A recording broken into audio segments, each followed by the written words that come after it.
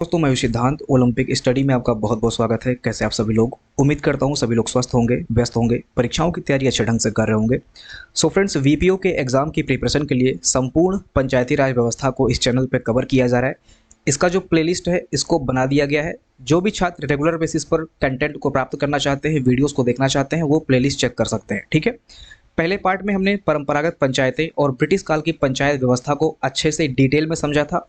परंपरागत पंचायतों के अंतर्गत हमने वैदिक काल में, चोल वंश में, इसके बाद में महाजनपद काल के मौर्यकालीन जो परंपरागत पंचायतें होती थी, इसके बाद में मुगल काल पंचायत व्यवस्था को देखा था। इसके बाद में हमने ब्रिटिश काल की पंचायत व्यवस्था को चेक किया था, जिसमें हमने बताया कि जो लॉर्ड रिपन था वो स्थानीय स्वशासन का जन्मदाता, या इसी को हम मैग्ना कार्टा बोलते हैं। ठीक है, भारत में।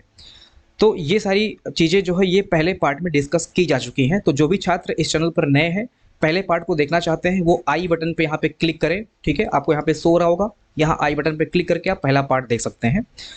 इस वीडियो में हम लोग स्वतंत्रता प्राप्ति के बाद की जो पंचायती राज व्यवस्था है, जैसा कि आपको पता है कि तुरंत पंचायती राज व्यवस्था को लागू नहीं किया गया था। इस पर भारी बहस हुई थी। कुछ लोग इसके सपोर्ट में थे, कुछ लोग इसके विरोध में थे। गांव में पंचायती राज व्यवस्था के सपोर्टर कौन थे और इसके विरोधी कौन थे, इनके विषय में इस वीडियो में हम जानेंगे। देखिए, स्वतंत्रता प्राप्ति के बाद के पंचायत राज व्यवस्था में जो समितियां हैं इसका गठन हुआ था। कई सारी समितियां बनी थी, जिसमें बलवंत राय मेहता जो समिति थी, जिसमें त्रिस्तरीय पंचायती राज व्यवस्था का उल्लेख है, और यही भारत में लागू है अभी के लिए। कई सारे राज्यों में यही लागू है। इसकी चर्चा जो है, समितियों की चर्चा हम लोग थर्ड पार्ट में करेंगे, थर्ड वीडियो में करेंगे। ठीक है, तीसरे वीडियो में करेंगे। इस वीडियो में हम स्वतंत्रता प्राप्ति के बाद पंचायती राज व्यवस्था से संबंधित जो महत्वपूर्ण तथ्य है, जो संवैधानिक प्रावधान है, और जो संविधान सभा में इसको लेके बहस हुई थी, प्रमुख व्यक्तित्व कौन कौन थे, इसको सपोर्ट कौन करता था, कौन इसके विरोधी थे, इन सारे विषयों पर चर्चा करेंगे। ठीक है। देखिए, जो भी छात्र पेड ग्रुप से जुड़ना चाहते हैं वो सभी लोग पेड ग्रुप से जुड़ सकते हैं। आपको जो कंटेंट है वो हिंदी और इंग्लिश दोनों लैंग्वेज में प्रोवाइड कराया जा रहा है। पेड ग्रुप के अंतर्गत आपको वीडियो क्लासेस, इसका PDF material, ebook, test series, MCQ question practice और परीक्षा से संबंधित जो विशेष रणनीति हो सकती है, इन सारे विषयों पर चर्चा किया जाता है। 2 ग्रुप है, दोनों ग्रुप से आप जुड़ सकते हैं। दोनों ग्रुप से रिलेटेड जो भी कंटेंट होगा वो आप एक्सेस कर सकते हैं इस नंबर पे मैसेज करके। ठीक है, तो बिना किसी देरी के आगे बढ़ते हैं। ओके, स्वतंत्रता प्राप्ति के बाद जो पंचायती राज व्यवस्था है और ये जो फैक्ट है, इसको डिस्कस करने से पहले संविधान निर्माण में जो प्रमुख व्यक्तित्व थे, जो प्रमुख चेहरे थे, इनका पंचायती राज व्यवस्था को लेके क्या मतभेद था और इनके क्या विचार थे, इसको समझ लेते हैं। तो 9 दिसंबर 1946 को पहली बैठक के साथ संविधान निर्माण का कार्य प्रारंभ हुआ, और 15 अगस्त 1947 को भारत को स्वतंत्रता मिली, सभी को पता है। तो पहली बैठक में जब संविधान निर्माण कार्य के लिए पहली बैठक प्रारंभ हुई, तो इसमें पंचायती राज व्यवस्था को लेकर काफ़ी ज़्यादा बहस हुआ। और अगर हम प्रमुख व्यक्तित्व की बात करें पंचायती राज व्यवस्था को लेके, उनमें डॉक्टर भीमराव अंबेडकर का नाम आता है। ठीक है, इसके बाद में आपका पंडित जवाहरलाल नेहरू का नाम आता है, और इसके बाद में महात्मा गांधी का नाम आता है। इन तीनों के जो विचार थे ये पंचायती राज व्यवस्था को लेके अलग अलग थे। इनमें आपसी मतभेद होने की वजह से जब देश आज़ाद हुआ तो उस टाइम पे पंचायती राज व्यवस्था लागू नहीं हो पाया। इसको जो जगह मिली वो राज्य के नीति निदेशक सिद्धांत के अनुच्छेद 40 में एक पॉइंट के अंतर्गत इसको सिर्फ जगह मिली। ठीक है, पूर्ण रूप से लागू नहीं हो पाया।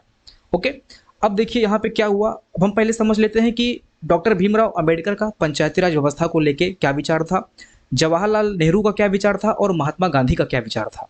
तो विचार समझने के लिए मैंने यहाँ पे पॉइंट कर रखा है, आप यहाँ पे देख लीजिए। देखिए, महात्मा गांधी का जो पंचायती राज व्यवस्था को लेके विचार था, महात्मा गांधी के अनुसार जो है ये भारत की जो आत्मा है ये गाँव में बसती है। ये बहुत ही महत्वपूर्ण है, इसको ध्यान रखना। एग्जाम में ये प्रश्न पूछ सकता है कि किनके अनुसार भारत की आत्मा गांव में बसती है, या फिर भारत की आत्मा गांव में बसती है, यह किसका कथन है। तो रविंद्रनाथ टैगोर, महात्मा गांधी, दो तीन नाम और दे देगा तो आपका महात्मा गांधी राइट आंसर हो जाएगा। ठीक है, भारत की आत्मा गांव में बसती है। इनको पता था कि जब देश आज़ाद हुआ है तो अंग्रेज तो पूरा लूट के चले गए थे, कुछ बचा तो था नहीं, यहाँ पे बचा सिर्फ गांव था। शहरीकरण बहुत कम था, मतलब नाम मात्र देखने को शहरीकरण मिलता है। गांव का परसेंटेज ज़्यादा था, आज भी गांव का परसेंटेज ज़्यादा है। और गांव में जो लोगों की दशा थी वो बड़ी दयनीय थी। लोग आपस में बटे हुए थे, ऊंच नीच, भेदभाव, छुआछूत, सांप्रदायिकता, ये सारी चीज़ें गांव में विद्यमान थी। अशिक्षा था लोगों में, लोग एक दूसरे के साथ कोऑपरेट नहीं करते थे, वर्ग जो है आपस में बटा हुआ था। और इसमें जो सबसे निम्न वर्ग था उसको अछूत माना जाता था, इनके प्रति लोग भेदभाव करते थे और इन्हीं सब चीज़ों से होकर डॉक्टर भीमराव अंबेडकर निकले थे। ठीक है, डॉक्टर अंबेडकर का जो बचपना था ये छुआछूत और भेदभाव जातिवाद से काफ़ी प्रभावित रहा है।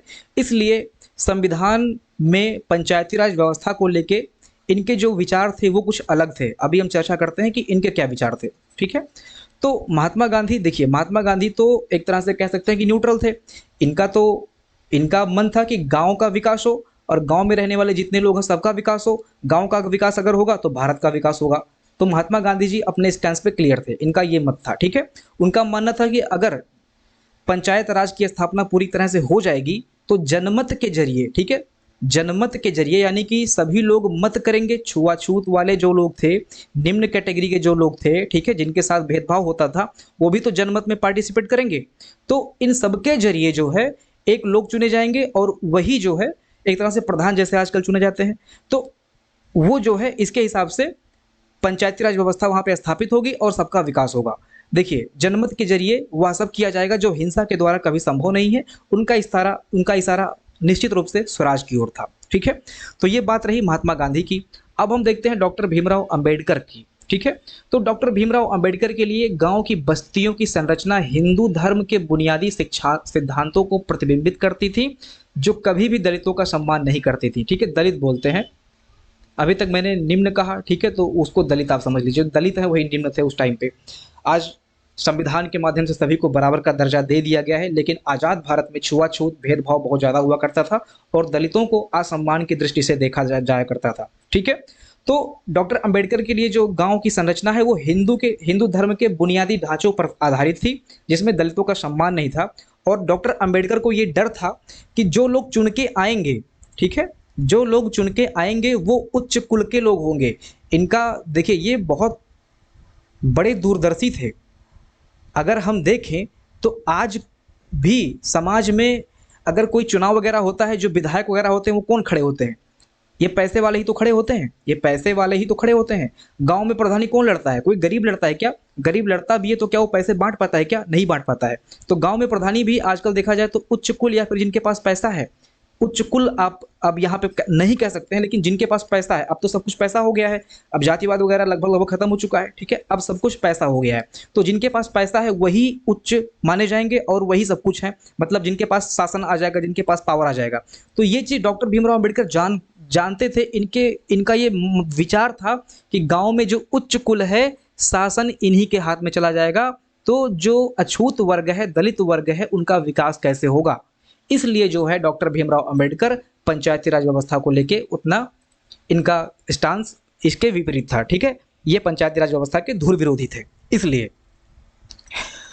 अब हम देखते हैं पंडित जवाहरलाल नेहरू का क्या मत था। तो पंडित जवाहरलाल नेहरू शाही आदमी, इनके पिताजी बैरिस्टर आदमी मोतीलाल नेहरू। ठीक है, तो बचपना इनका रॉयल में बीता था सारी चीज़ें। तो इनका जो विचार था वो भी रॉयल था। ये तो चाहते थे कि भारत अमेरिका हो जाए आज़ाद होते ही, तो मतलब ऐसा ही कह रहा हूँ। नेहरू भी भारत को एक आधुनिक औद्योगिकृत और लोकतांत्रिक समाजवादी देश बनाने के पक्ष में थे। इन नेताओं के बीच मतभेद इतना था कि उस समय ग्राम पंचायतों को केवल डीपीएसपी यानी कि राज्य के नीति निर्देशक सिद्धांत के एक अनुच्छेद के तहत जगह मिल पाई, और वो था अनुच्छेद 40।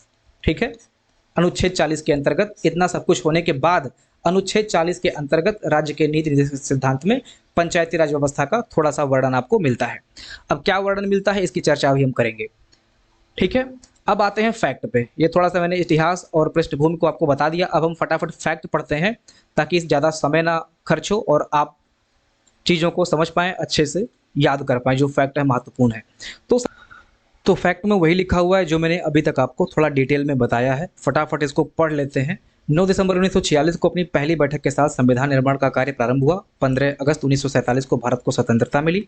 ठीक है, इसके बाद में संविधान सभा इस बात को लेकर असमंजस में थी कि संविधान में पंचायतों का गांधी मॉडल लाया जाए या फिर नहीं लाया जाए, मतलब पंचायती राज व्यवस्था लाया जाए या फिर ना लाया जाए। ठीक है, इसको लेकर संविधान सभा में काफ़ी डिबेट हुआ और इस डिबेट में जो घुर या धुर विरोधी थे वो डॉक्टर अंबेडकर थे, जिनका मानना था कि गाँव स्थानीयता, जातिवाद और संकीर्णता के गढ़ हैं। ठीक है, तो एग्जाम में आपसे ये प्रश्न भी पूछ सकता है कि पंचायती राज व्यवस्था को लेके संविधान निर्माण सभा में पंचायती राज व्यवस्था के धुर विरोधी कौन थे? तो डॉक्टर भीमराव अंबेडकर इसका राइट आंसर हो जाएगा। ठीक है, इसके बाद में 22 नवंबर 1948 को, यानी कि फाइनली डिबेट जितना होना था वो सब कुछ हो गया, डिबेट वगैरह। फाइनली 1948 को के संथानम ने संविधान सभा में प्रस्ताव रखा, जिसके अंतर्गत अनुच्छेद 40 में राज्य के नीति निर्देशक सिद्धांत के अंतर्गत अनुच्छेद 40 में पंचायती राज व्यवस्था को जगह मिली, जिसमें यह कहा गया कि राज्य ग्राम पंचायतों का गठन करेगा और उन्हें आवश्यक शक्तियां प्रदान कर स्थानीय स्वशासन इकाई के रूप में कार्य करने की शक्ति प्रदान करेगा। ठीक है, राज्य का ये कार्य होगा।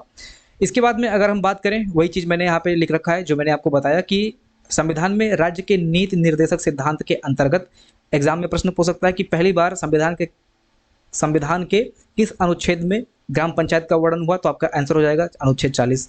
एग्जाम में पूछेगा कि किस भाग के अंतर्गत ग्राम पंचायतों का उल्लेख हुआ है? तो भाग 4।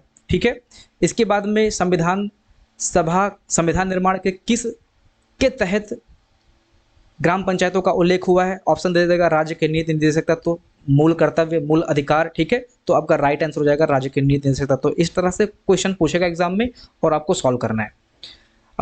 राज्य के नीति निर्देशक तत्व जो कि भाग 4 में वर्णित है, इसमें 36 से लेकर 51 तक अनुच्छेद हैं और इसी बीच में एक अनुच्छेद आता है 40, जिसमें ग्राम पंचायत का वर्णन है।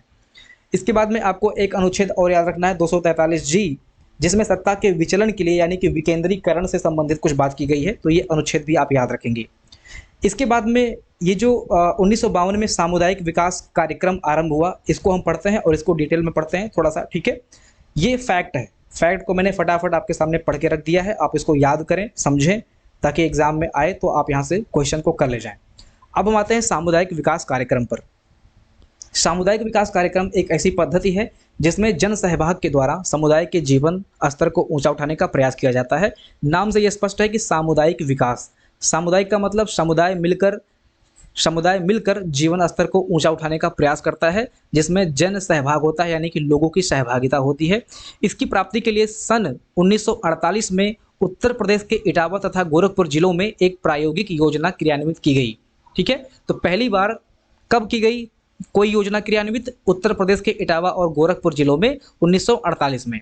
ठीक है, इसके बाद में एक एग्जाम में क्वेश्चन पूछ सकता है कि सामुदायिक विकास कार्यक्रम किस देश की मदद से किया गया था? तो अमेरिका हो जाएगा आपका राइट आंसर। ठीक है, तो यहाँ पे पढ़ लेते हैं क्या लिखा हुआ है। इसकी सफलता से प्रेरित होकर जनवरी 1952 में भारत और अमेरिका के बीच एक समझौता हुआ, जिसमें भारत में ग्रामीण विकास के व्यापक विकास के लिए अमेरिका के फोर्ड फाउंडेशन द्वारा आर्थिक सहायता देना स्वीकार किया गया। ठीक है, तो अमेरिका की सहायता से जो है सामुदायिक विकास कार्यक्रम को शुरू किया गया था।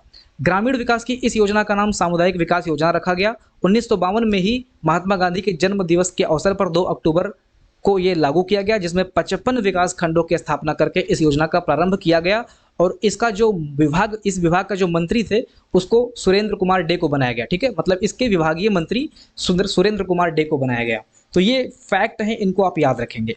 ठीक है, इसके बाद में हम आते हैं, अब देखिए ये सामुदायिक विकास कार्यक्रम फेल रहा, असफल रहा।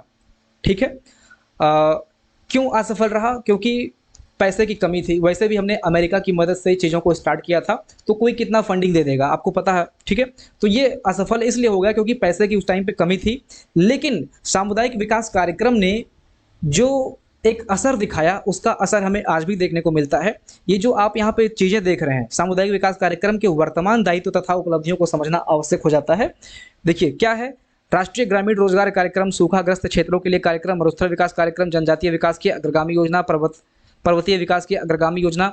इन सभी योजनाओं में और विकास कार्यक्रमों में कहीं न कहीं हमें सामुदायिक विकास कार्यक्रम से संबंधित जो इसका प्रारूप है वो देखने को मिलता है। ठीक है, तो ये आज वर्तमान में भी अपना प्रभाव डाले हुए है और इसके अंतर्गत ये सारी योजनाएं कार्यान्वित हैं, जिससे गांव के विकास को बल मिल रहा है। ठीक है, तो ये चीज़ें आप याद रखेंगे, ये फैक्ट आप याद रखेंगे सामुदायिक विकास कार्यक्रम से संबंधित। ठीक है, अब हम आते हैं सामुदायिक विकास कार्यक्रम जब फेल हो गया, ठीक है, पैसे की कमी से, तो राष्ट्रीय प्रसार सेवा कार्यक्रम शुरू किया गया। राष्ट्रीय प्रसार सेवा कार्यक्रम, अब ये प्रसार भारती नहीं है ये, ठीक है, ये टीवी वाला प्रसार भारती की बात नहीं कर रहा है। हुआ क्या कि जब सामुदायिक विकास कार्यक्रम प्रारंभ हुआ तो वो कुछ जगह पर सीमित था। ठीक है, सब जगह पे नहीं हो पाया, तो उसको और बढ़ाने के लिए, विस्तार करने के लिए चारों तरफ राष्ट्रीय प्रसार सेवा कार्यक्रम शुरू किया गया। और इसमें देखिए क्या लिखा हुआ है, राष्ट्रीय प्रसार सेवा कार्यक्रम अप्रैल 1953 में तैयार किया गया और इसका उद्घाटन 2 अक्टूबर 1953 में हुआ। इसको भी 2 अक्टूबर को ही स्टार्ट किया गया था। महात्मा गांधी, समझ सकते हैं आप। इसका गठन तब किया गया था जब भारत सरकार ने महसूस किया कि सामुदायिक विकास कार्यक्रम जिसे 1952 में बनाया गया था, धन की कमी के कारण पूरे भारत में लागू नहीं हो पाया। तब पूरे भारत में लागू नहीं हो पाया और पूरे भारत में लागू होने के लिए इसको जो है राष्ट्रीय प्रसार सेवा कार्यक्रम का नाम दिया गया। कहीं कहीं राष्ट्रीय विस्तार सेवा कार्यक्रम मिलता है, ठीक है। तो कहीं कहीं राष्ट्रीय विस्तार लिखा मिलेगा, तो आप लोग कंफ्यूज मत होना, राष्ट्रीय प्रसार या फिर राष्ट्रीय विस्तार योजना कार्यक्रम एक ही है, ठीक है। कृषि, ग्रामीण संचार और सामाजिक शिक्षा पर जोर देने के लिए प्रति ब्लॉक 4.5 लाख रुपए की उपलब्धता के साथ 3 साल के लिए इसको शुरू किया गया। 1957 में भारत सरकार ने सामुदायिक विकास कार्यक्रम और राष्ट्रीय विस्तार सेवा के कामकाज की जांच करने और इसे बेहतर बनाने के लिए बलवंत राय मेहता समिति का गठन किया। अब यहीं से शुरुआत होता है समितियों का गठन से। जैसा कि आपको पता है कि समितियों के गठन के बाद में ही फाइनली 1992 में ये प्रस्ताव पारित हो गया कि त्रिस्तरीय पंचायती राज व्यवस्था को भारत में लागू किया जाए और 93 में इसको लागू कर दिया गया था, ठीक है। तो यही बलवंत राय मेहता समिति का गठन, ये जो राष्ट्रीय सामुदायिक कार्यक्रम हुआ था और प्रसार सेवा कार्यक्रम हुआ था, इसकी जांच के लिए ही बलवंत राय मेहता समिति का गठन किया गया था, ठीक है। जो कि 3 स्तरीय पंचायती राज व्यवस्था पंचायती राज व्यवस्था है, ठीक है। पहली बार पंचायती राज व्यवस्था की शुरुआत 2 अक्टूबर 1959 में हुआ। इसकी शुरुआत पंडित जवाहरलाल नेहरू ने राजस्थान के नागौर जिले में किया था, ठीक है। और कब स्टार्ट, पहली बार अगर देखा जाए तो राजस्थान के नागौर जिले में पंडित जवाहरलाल नेहरू ने 2 अक्टूबर 1959 में पंचायती राज व्यवस्था की शुरुआत की थी, ठीक है। तो इस वीडियो सेशन में हमने देखा क्या क्या हमने देखा, हमने संविधान निर्माण में जो प्रमुख व्यक्ति थे और इनके जो आपस में विचार थे और इनका जो डिबेट था, इस डिबेट के बाद में फाइनली क्या डिसीजन निकला। भाग 4 में राज्य की नीति निर्देशक सिद्धांत के अंतर्गत अनुच्छेद 40 के अंतर्गत संविधान का पंचायती मॉडल रखा गया, जिसमें यह कहा गया कि राज्य ग्राम पंचायत से संबंधित ग्राम पंचायतों को ये अधिकार देता है या शक्ति प्रदान करता है कि वो अपने अपने क्षेत्र में काम कर सके, ठीक है। ये सारी चीज़ें हमने आज देखा। इसके बाद में सामुदायिक विकास कार्यक्रम पढ़ा, राष्ट्रीय प्रसार सेवा कार्यक्रम पढ़ा। इनकी जांच के लिए बलवंत राय मेहता समिति का गठन हुआ। अब हम आगे समितियों को पढ़ेंगे, ठीक है। तो नेक्स्ट सेशन में पंचायती राज व्यवस्था के सुदृढ़ीकरण हेतु गठित समितियां एवं उत्तर प्रदेश पंचायती राज मॉडल को पढ़ा जाएगा, ठीक है। बहुत ही महत्वपूर्ण चैप्टर ये होने वाला है। लगभग 4 से 5 नंबर तक का चांस है कि यहीं से यहीं से फंस जाए, ठीक है। तो ये चैप्टर आपको मिस नहीं करना है। नेक्स्ट चैप्टर के लिए आप लोग चैनल से जुड़े रहें, अगले वीडियो का वेट करें। कल सुबह लगभग 9 बजे आपको ये वीडियो मिलेगा, ठीक है। अगर वीडियो अच्छा लगा हो तो इसको लाइक ज़रूर कर देना, मुझे सपोर्ट मिलेगा, चैनल को सपोर्ट मिलेगा। मिलते हैं अगली वीडियो में, ध्यान रखिएगा। जय हिंद।